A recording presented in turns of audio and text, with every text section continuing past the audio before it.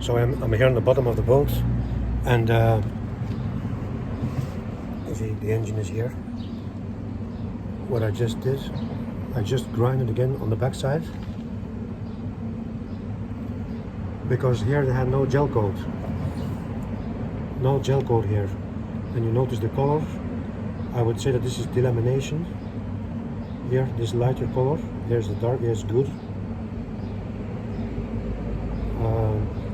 So I just grinded where there was this gel coat was gone. So I just grinded it with a 40 here, even here on the white, and I'm just going to do the same like I did in the front with new chop strand mat with polyester, and then white gel coat on over.